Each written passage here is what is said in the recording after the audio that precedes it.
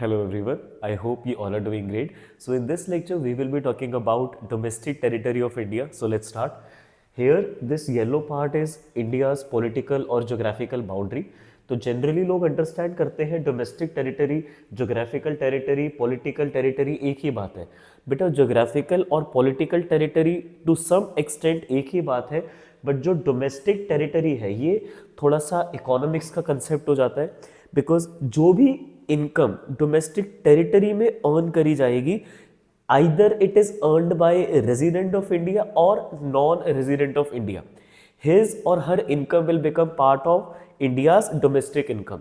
इस टेरिटरी में जो भी इनकम इंक्लूड हो गई वो इंडिया की डोमेस्टिक इनकम में कंसीडर करी जाएगी, फिर चाहे वो इंडियन रेजिडेंट के थ्रू जनरेट करी गई हो या इंडिया का कोई रेजिडेंट नहीं भी हो उसके भी थ्रू जनरेट करी गई हो।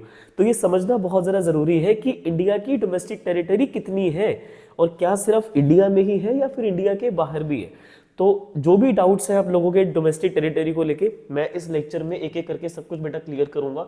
सबसे पहले वाटर के बारे में बात कर लेते हैं। इंडिया की जो बेस लाइन है, जहाँ पे इंडिया का जो लैंड मास है, जहाँ पर हम पैर रख सकते हैं, वो एरिया जहाँ पर फिनिश होता है। यहाँ पे मैप अभी देखा था आप सबने, यहाँ पर ये देखो, ये वाला जो पार्ट है ना जहाँ पे वाटर शुरू हो गया, उसके पहले ये जो मेरी फिंगर अभी जहाँ जहाँ जा रही है, this is called as the base line of India. ये बेस लाइन है जहाँ से पानी स्टार्ट हो गया, जो कॉर्नर्स है, एजेस है, after that there are oceans. बेटा बेस लाइन का कोई भी पॉइंट आप देख लो, वहां से लेकर 200 नॉटिकल माइल तक का जो वाटर है that belongs to India. India की कोई भी पॉइंट बेस लाइन से स्टार्ट होते हुए 200 नॉटिकल माइल तक का जो एरिया है वो इंडिया को बिलोंग करता है। एक नॉटिकल माइल में कितने किलोमीटर्स होते हैं? बेटा देखो, जो नॉर्मल डिस्टेंस को मेजर करने की यूनिट होती है वो मीटर किलोमीटर होती है, बट पानी के लिए वो वैलिड नहीं है। पानी फ्लोट करता है और नॉर्मल स्टैग्नेट नहीं रहता, तो उसको हम मीटर किलोमीटर से मेजर नहीं, नॉटिकल माइल्स में मेजर करते हैं। एक नॉटिकल माइल में लगभग 1.852 किलोमीटर होते हैं। अब 200 नॉटिकल माइल मतलब 200 नॉटिकल माइल को अगर आप 1.852 किलोमीटर से मल्टीप्लाई करते हो तो लगभग 370 किलोमीटर का एरिया निकल कर आता है। तो जो 370 किलोमीटर का एरिया जमीन पर, उतना पानी बेस लाइन से शुरू होते हुए इंडिया की टेरिटरी को बिलोंग करता है। उतने एरिया में भी कुछ डिविजन्स है। पहले 12 नॉटिकल माइल को बेटा बोला जाता है टेरिटोरियल वाटर ऑफ इंडिया। उस पहले शुरुआती 12 नॉटिकल माइल में कोई भी फॉरेन का शिप या कोई भी एयरप्लेन बिना परमिशन के नहीं आ सकता। हम अपनी मिलिट्री पावर यूज कर सकते हैं अगर बिना परमिशन के किसी भी फॉरेन कंट्री का कोई शिप या प्लेन बिल्कुल 12 नॉटिकल माइल के अंदर अंदर आ जाता है, बिल्कुल पास में आ जाता है इंडिया के। तो फिर उस 12 नॉटिकल माइल का बेटा जब रेंज खत्म होती है तो उससे थोड़ा सा आगे आके अगले 12 नॉटिकल जो माइल है उसको इंडिया का कंटेजियस जोन बोला जाता है वाटर का। उसमें कोई अनलॉफुल एक्टिविटी नहीं करी जा सकती, कोई गार्बेज वगैरह डिस्पोज नहीं करा जा सकता, इंडस्ट्रीज का वेस्ट डिस्पोज नहीं करा जा सकता। So that area also belongs to Indian economy. बेटा 12 + 12 24 नॉटिकल माइल के बाद 176 नॉटिकल माइल एक्स्ट्रा इंडिया का एक्सक्लूसिव इकोनॉमिक जोन है। जैसे कि गवर्नमेंट ने वहां पर बेटा प्लांट लगाए हुए हैं ऑयल और नेचुरल गैस को पानी में से एक्सट्रैक्ट करने के लिए, फिशरमैन जाके फिशिंग कर सकते हैं वहां पे। तो इतने टेरिटरी में इन शॉर्ट जो भी इनकम जनरेट होगी 200 नॉटिकल माइल के अंदर अंदर 12 + 12 + 176 that makes a total of 200 nautical miles का पानी इंडिया को बिलोंग करता है। पहले 12 नॉटिकल माइल इंडिया का टेरिटोरियल वाटर, अगले 12 नॉटिकल माइल इंडिया का contagious zone. Total 24 nautical mile का कंटेजियस जोन हो गया, पहले 12 नॉटिकल माइल का टेरिटोरियल वाटर हो गया। और जहां पे कंटेजियस जोन खत्म होता है वहां से लेकर further 176 nautical mile belongs to India's exclusive economic zone. In total 200 nautical mile तक के पानी में जो भी इकोनॉमिक एक्टिविटी होगी, चाहे कोई फिशरमैन फिशेस लाके इंडिया में सेल करे या उनको आगे एक्सपोर्ट करे, तो जो भी इनकम इन एक्टिविटीज के थ्रू जनरेट होगी that will become a part of India's domestic income. Understood?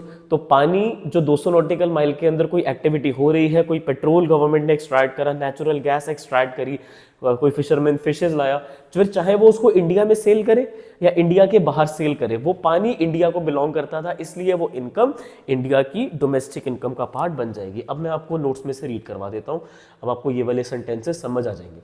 Territorial water होता है शुरुआत के 12 नॉटिकल माइल जो बेस लाइन से शुरू होते हैं, ठीक है, और बेस लाइन से 24 नॉटिकल माइल तक का कंटेजियस जोन है, ठीक है। पहले 12 तो टेरिटोरियल वाटर हो गए, अगले 12 कंटेजियस है। तो ओवरऑल बेस लाइन से अगर हम देखें, जहां बाउंड्री खत्म हो रही है, जो लैंड मास है इंडिया का, वहां से लेकर 24 नॉटिकल माइल का आपका एरिया हो कंटेजियस, और बाकी बेस लाइन से लेकर 200 नॉटिकल माइल तक का इकोनॉमिक जोन है, या फिर 24 नॉटिकल माइल जहां पर खत्म हुआ वहां से लेकर अगला 176 आप इकोनॉमिक जोन बोल लो या ओवरऑल बोल दो कि 200 नॉटिकल माइल तक का पानी इंडिया को बिलोंग करता है। उसमें कोई भी इकोनॉमिक एक्टिविटी होगी या उसके थ्रू कोई इकोनॉमिक एक्टिविटी जनरेट होगी तो that will become a part of India's domestic income.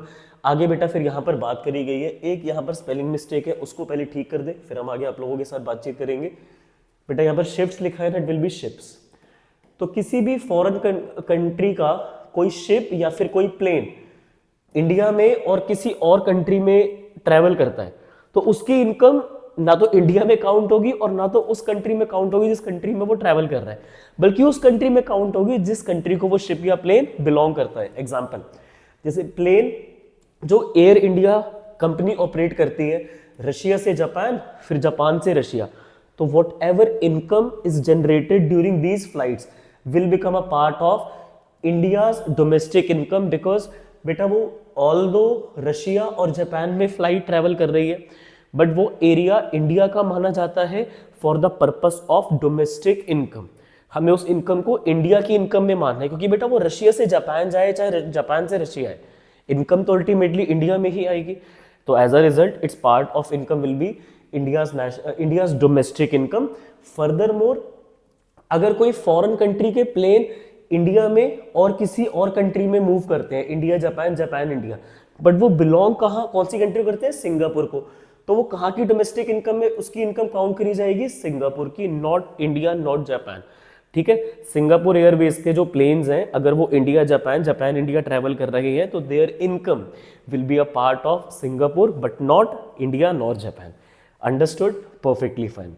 फिर बेटा जो फिशिंग की बोट्स या शिप्स हो गए, ऑयल और नेचुरल गैस के प्लांट्स हो गए, जो फ्लोटिंग प्लेटफॉर्म्स होते हैं पानी पे चलकर, जैसे पानी पे चलना इन द सेंस शिप तक जाने के लिए आपको फ्लोटिंग प्लेटफॉर्म चाहिए होता है, वुडन हो, ठीक है, चाहे कैसा भी हो, तो उसको फ्लोटिंग प्लेटफॉर्म कहा जाता है। ठीक है, आप डायरेक्टली इतनी लंबी जंप लगाकर शिप पर या बोट पे नहीं जा सकते, you need a platform to travel.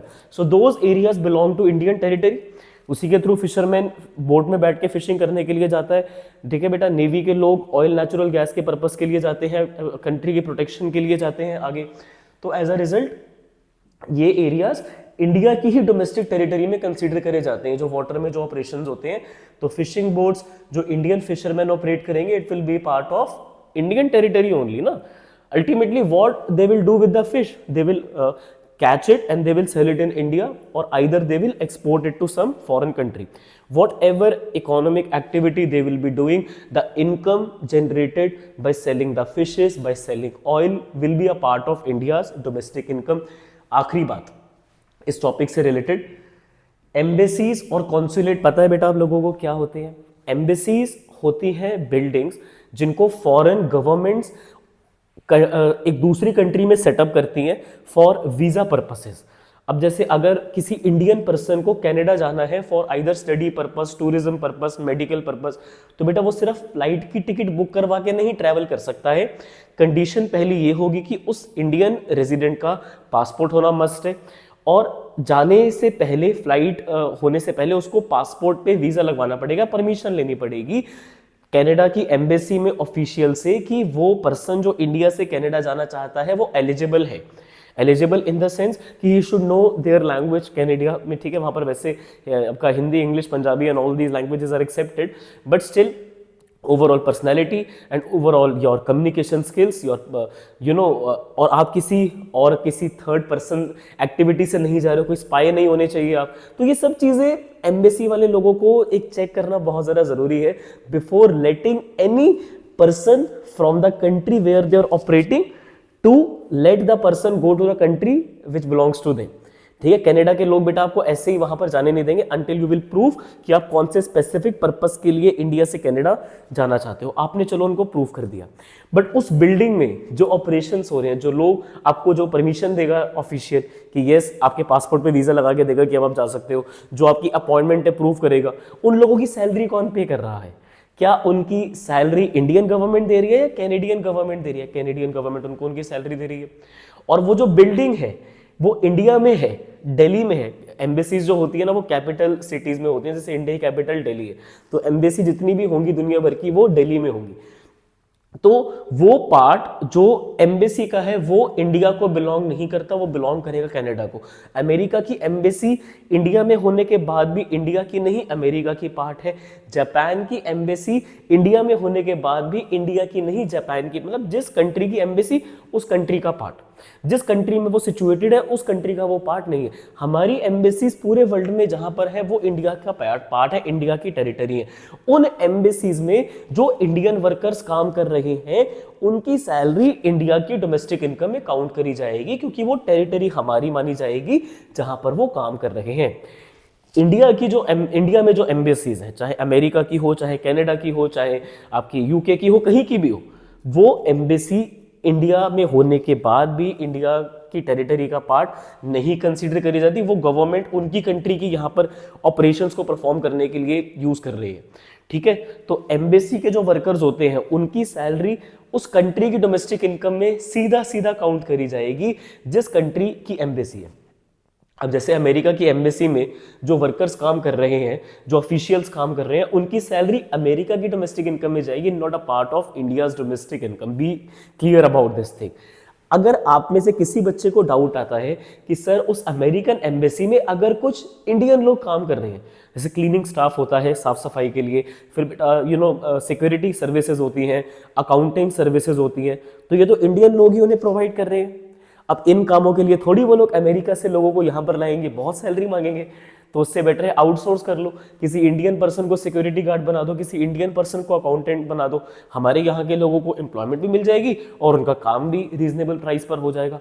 तो जो भी सैलरी अमेरिकन एम्बेसी हो चाहे कोई भी एम्बेसी हो, इंडियन पर्सन को जो रिसीव हो रही है, it will still not be a part of India's domestic income, because वो एरिया इंडिया का है ही नहीं जहां पर वो लोग काम कर रहे हैं। तो बेटा एम्बेसी किसी भी कंट्री की हो इंडिया में, उसकी इनकम इंडिया की डोमेस्टिक इनकम में नहीं मानी जाएगी, क्योंकि वो पार्ट इंडिया का नहीं है, वो टेरिटरी इंडिया की नहीं है। बट अगर जापान में कोई इंडिया की एम्बेसी जैसे सिचुएटेड है, तो उसमें जो इंडियन वर्कर्स काम कर रहे हैं उनकी सैलरी इंडिया की डोमेस्टिक इनकम में आएगी, क्योंकि बिल्डिंग ऑल्दो जापान में है बट एम्बेसी इंडिया की है, तो वो इंडिया का पार्ट है।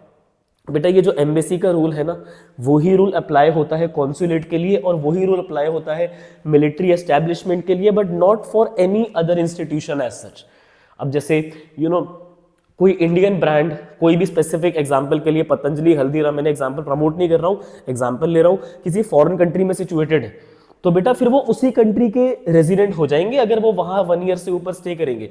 तो जो भी प्रॉफिट वो वहां पर कमाएंगे उनकी इनकम वही की डोमेस्टिक इनकम में काउंट होगी जहां पर वो काम कर रहे हैं, है ना भाई। ये थोड़ी है कि जो एम्बेसी की बिल्डिंग है वो फॉरेन कंट्री को बिलोंग करती है, तो जो हमारी बाकी कंपनीज है जो वो फॉरेन में जाएंगी तो वो भी हमारा पार्ट हो जाएंगी, नॉट दैट, ठीक है। Only these rules which I taught you earlier are valid for embassies, consulates and military establishment. समझाऊंगा कॉन्सुलेट्स और मिलिट्री क्या होता है, मेन एम्बेसीज को समझ जाओगे तो कॉन्सुलेट को अपने आप ही समझ जाओगे, क्लियर है। जापान में जो इंडिया की एम्बेसी है वो इंडिया का पार्ट है, तो उसमें जो वर्कर्स काम करेंगे उनकी सैलरी इंडिया की डोमेस्टिक इनकम में आएगी। फिर चाहे वो वर्कर्स जापान के हो चाहे वो वर्कर्स इंडिया के हो, एरिया तो वो इंडिया का ही है, तो इनकम इंडिया की डोमेस्टिक इनकम में कंसीडर करी जाएगी, not in domestic income of Japan.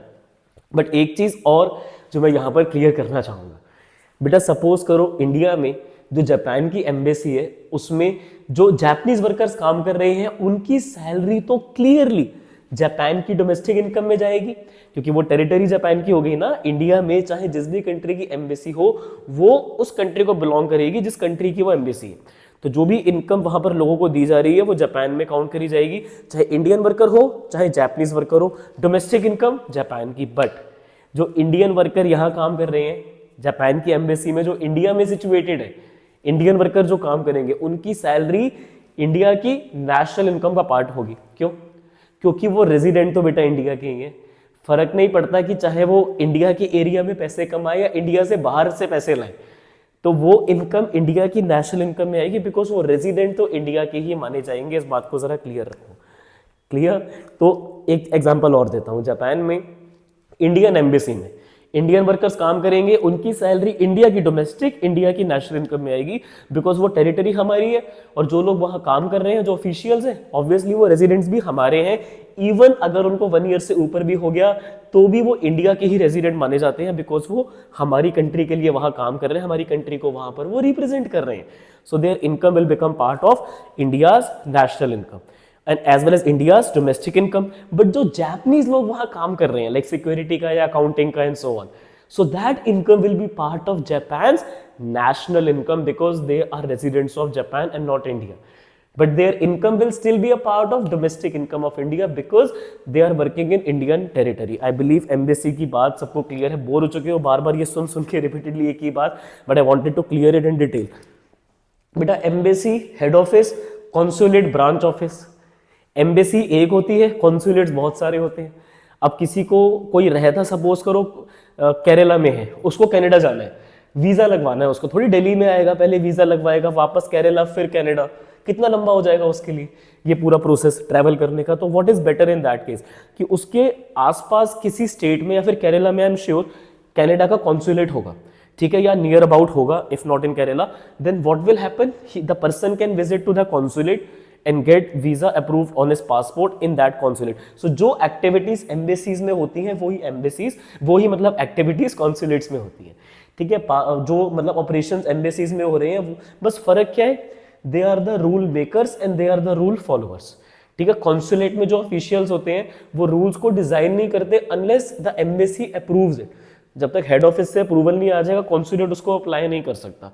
But दुनिया मतलब कंट्री में क्या चल रहा है, ठीक है, तो वो पता करने के लिए दूसरी दुनिया की जो कंट्रीज है, मतलब जो दूसरी नेशंस है, उनको इंडिया में एम्बेसीज के साथ साथ कॉन्सुलेट्स भी लगाने होते हैं कि पता रहे कि इंडिया में अलग अलग जगह पर क्या क्या चल रहा है, ताकि दे शुड नो कि whether to allow Indians to move from India or whether to allow their country people to enter India or not. So they have to check the stability, they have to check the environment, and then only they allow Indians to move outside and they allow their people to come to India when everything is working fine. I believe कि एक अंदाजा लग रहा है आप लोगों को कि एम्बेसी और कॉन्सुलेट का काम एक ही है, बट एम्बेसी एक होती है, कॉन्सुलेट्स मल्टीपल होते हैं। बट इस बिल्डिंग में भी जो लोग काम करेंगे वो इनकम इंडिया की डोमेस्टिक इनकम में नहीं मानी जाएगी, because that area also don't belong to India, just like embassies. Japan का कॉन्सुलेट, रशिया का कॉन्सुलेट, यूके का कॉन्सुलेट इंडिया में होने के बाद भी इंडिया का पार्ट नहीं है।